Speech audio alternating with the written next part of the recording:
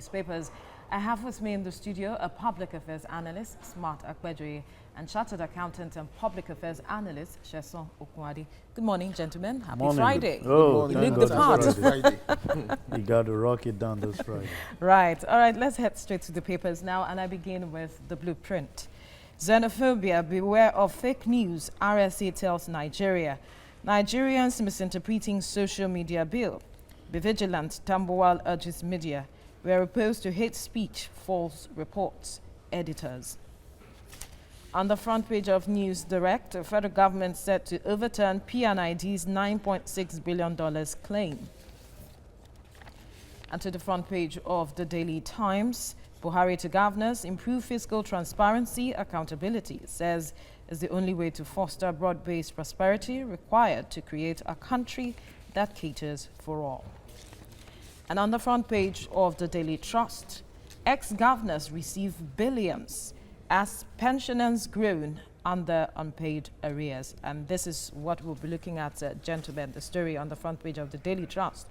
You would recall what the developments that happened recently in Zamfara, where the former governor asked for about his upkeep allowance, and that has been abolished by the state government. And this caused some sort of uproar over social media and across Nigeria, basically, people beginning to ask questions. Of course, this had not been hidden over the years, but it seems Nigerians are beginning to realize how much benefits that governors are earning. And one of the questions we've been asking is, do these governors not deserve these allowances today? I would start with you, Smart. First, for you to be qualified for pension in any organization where you have worked, you perhaps must have worked for 10 years. Okay. You understand? So it is after you have worked for 10 years, that is when you are qualified for pension. But you now see the governors getting pension, perhaps for being governor for 4 years or for 8 years.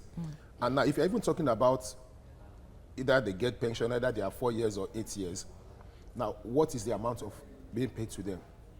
You see, perhaps you will see for somebody that perhaps is on, say, level 15, that his monthly take home is about, say, 450,000, and upon retirement, what he will probably be getting will not be up to 80,000 monthly as pension. Okay. And that is after working for 35 years. Now, a governor now came after 8 years, so to say, or 4 years, and is now getting how much? So much. 10 million. Monthly. Monthly. And also, from the government side, they said this guy has paid himself some millions of naira as severance package, running to almost about 300 and something million as severance package. Now that same governor wants to be getting 10 million. And this is the country where pensioners will die because they are queuing to do verification for the fact that they have worked for 30-something years. This is the country where pensioners are not even being paid. This is the country where even police officers that serve for 35 years will probably rise to an ASP because he's from the rank and file and does not even get 3 million at the end of 35 years. And just one person is getting 10 million. And you are asking that man that does not get that thing to still be faithful to the country, to still be loyal, to still carry gun and protect that man that is getting 10 million every month just for working for either 4 years or 8 years. That is the genesis, and that is why corruption will always sleep with us. And the question has also a reason that because we had an election recently and we saw the level of violence that took place. But then the question has a reason as to why is this the reason why elections have become a do or die affair? Can we really make the issues of public office unattractable? With this that we're saying that is being revealed, you discover that every election, even to local government, people will die. Reason, how can you rule us for 4 years? Outright failure. After leaving, you give yourself sovereign's allowance to say a parting gift. At the same time, be asking us to pay you while you are out of office. Look at it. The Yari we're talking of is a senator who, on monthly basis, from what we had over 13.5 million to take home a month. You have seen the level of insincerity on the part of our so-called leaders. People who aggregate themselves to be leaders, but they should still be learning. Because they've made this thing to be something that when I get there, I want to save for generation unborn. And that generation they are saving for, because of their greedy nature, will never make use of what they are saving. The people, every governor, this same state will tell you that they can't pay 30,000. The same Yari, while he was there, will say there is no resources. Imagine what 10 million naira that will go to him, the number of low-level income earners in the civil service that this will take care of, is to tell you that we are insincere. People are just. But what are we doing as citizens to make these people accountable? Look, if you're talking about what are we doing as a citizen, you are talking about the citizen that is well fed. You see why these politicians have refused to ensure that they emancipate the masses is because they know when they emancipate the masses, they will not have that weapon at which to torture them. Yeah. Because what they are doing is just pure torture. Somebody that is hungry, after 4 years when you come, give that person 5 cup of rice. But for how can we continue to bear this burden? Because we are saying that we have a revenue generation problem. You see, as far as I'm concerned, I've never seen, yes, we have a revenue generation problem because we do not have government that have foresight. We have too many things in this country that should be generating revenue without the governors going to Abuja to collect allocation. Is it not sad that I read the budget, put together the budget of some of these northern states? It's not up to the budget of Lagos.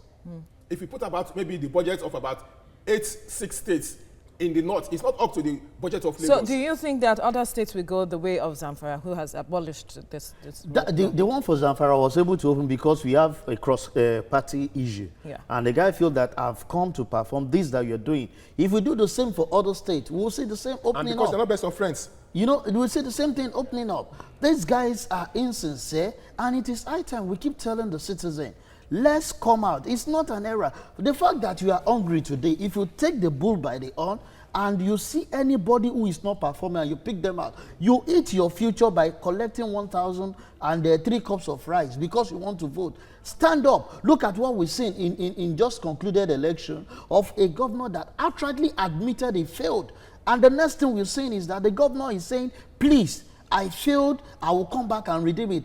Come to think about it, we've seen governor that their first 4 years, they will perform. Come the next 4 years, it's a time for them to take home.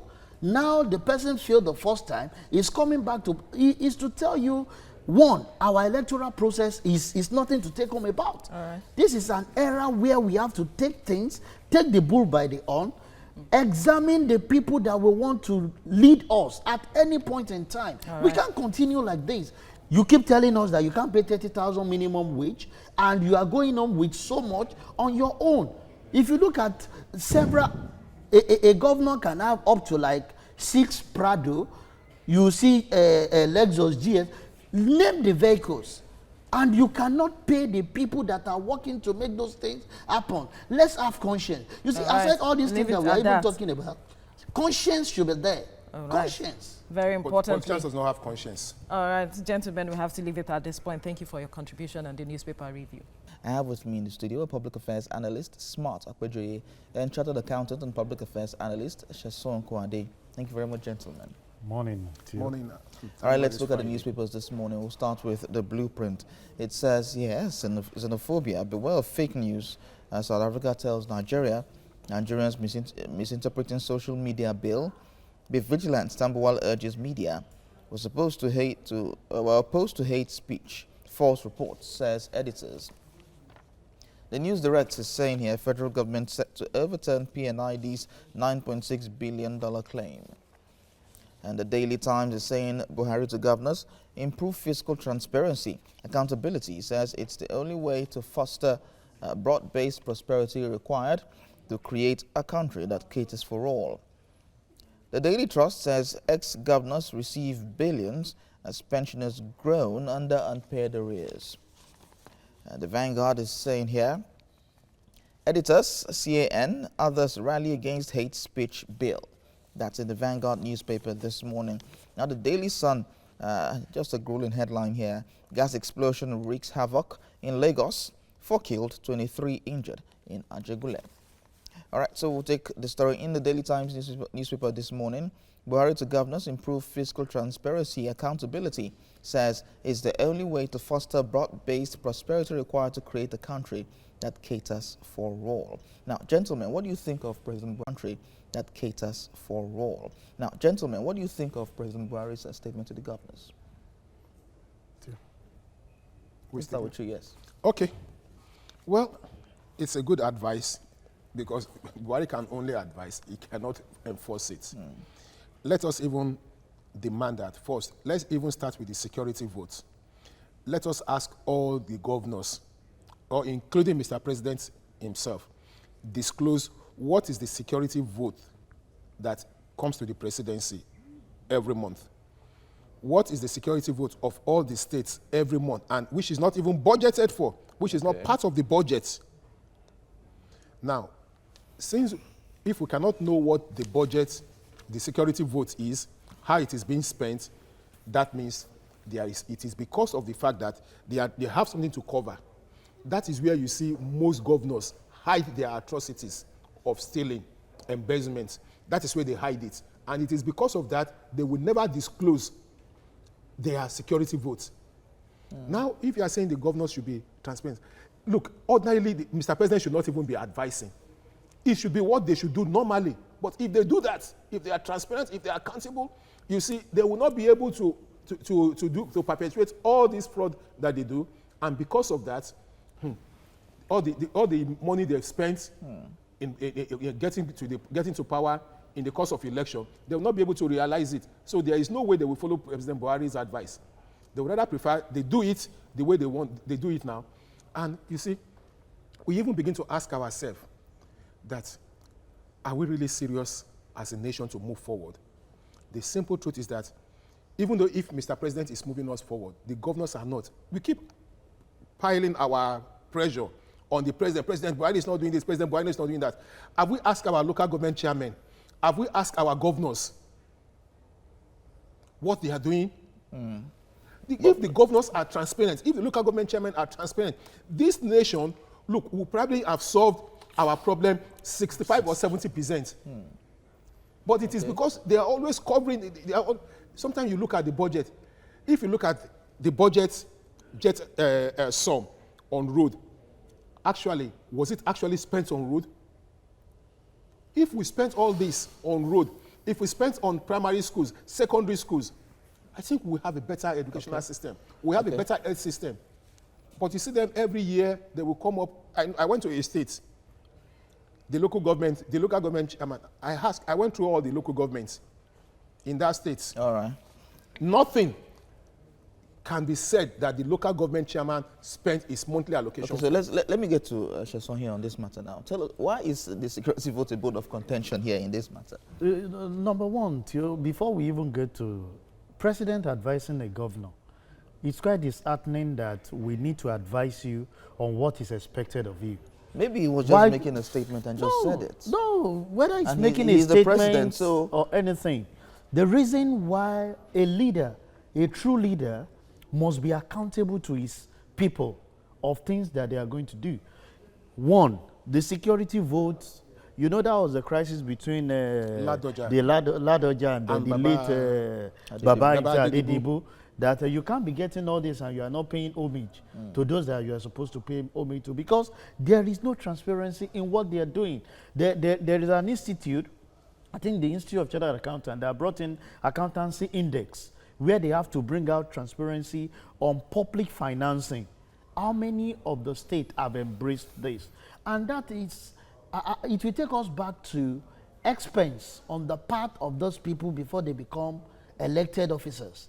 The humongous amount that they spend in giving people some cups of rice and you want to contest and become an elective officer, and you are just spraying money in the air as if those things just came on board. Where do you recoup those money? Definitely you don't expect anybody to be transparent, because he must recoup back that money. So perhaps we have to look at election spending. We must look at that process, because when you spend minimal to get to where you are, then we'll be able to hold you accountable and say this. But the guy is telling you that I had to go to the bank to borrow money to get those things resolved. I borrow money from friends and I promised them that soon I sold my property and I must get those things back before I start giving to the people. Okay. So the foundation is for us to make sure that the election process is not, look at what you need to pay for form to either become a governor or a senator or anything. You can't pay that huge sum of money and you get there and you say what you want to do is to serve the people. You must first recoup your investment. That's what you call it. So it's an investment now. It's an investment. It's an investment. You don't put such money there and you come back and say what you want to do is to give to the people. So that's why we've had all this secrecy regarding the security vote, like Smart mentioned earlier. Yeah, of course, because that's an avenue for you to quickly get back your funds, pay all those people that you have actually borrowed some of those money from. Then you can now start attending. That's why you see an average governor will not hit the ground until after 1 year, if at all he has anything to do. Because the first year is to make sure that at least 60–70% of what you have goes to where you have to pay back some of the things you have done. So we must look at the electoral process to make it very minimal, less expensive for you to do. How do we do that? Look, the only way we could do that, sorry, let me interject you, my brother.